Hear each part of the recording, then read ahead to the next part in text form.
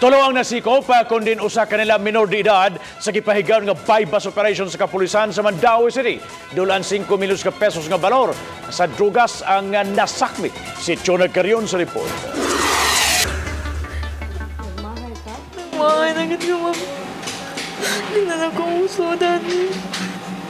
Igo na lang sa paghilak si Belentero Abiliana alias Day og Belinda, 36 anyos ug Christian Bahan, 38, pulos taga Sitio Santo Niño, Barangay Dolho, Fatima, Dakbayan sa Sugbo.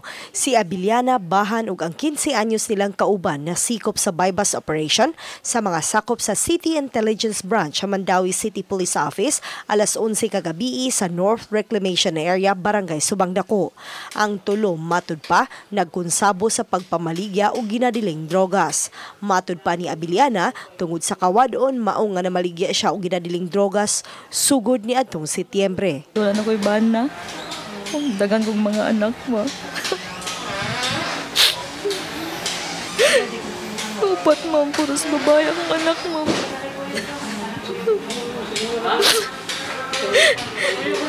Tagaan na dyan. So, hindi na mamabalik, man.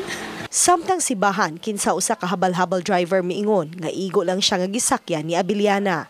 Niyawat ako sinudang biya ako bigat tinod ako tingat niya gabi ato siya iya ba makita sila okay kana ko okay ba yun.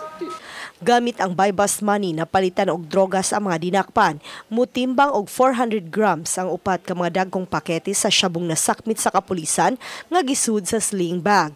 Mobalor kini og 4,720,000 pesos. Ang subject dyan nato ani kay katong si Belen and taga Cebu City ni silang tanan, but wala sad na sila sa ilahang watchlist, so newly identified nato na siya diri. Gihulagway sa kapulisan nga newly identified players ang mga dinakpan gumikan kay wa kini sa watchlist sa Cebu City ug Mandaue City. Adunay informant ang kapulisan nga nagtumbok sa mga dinakpan nga nalambigit sa pagpamaligya og ginadiling drogas. Yesterday around mga 2:30 PM na ay informant nga ni Duol sa ato ang kapulisan diri sa Mandaue no nga naa kuno siya ka transact o kaordiran o kaning Shabu matud pa unya mauto nga nakig-coordinate ang ato ang city ato mga personnel sa kini nga informant until nga sa sige nila og transact through business sa ato sa kani nga subject naabot og mga gabi.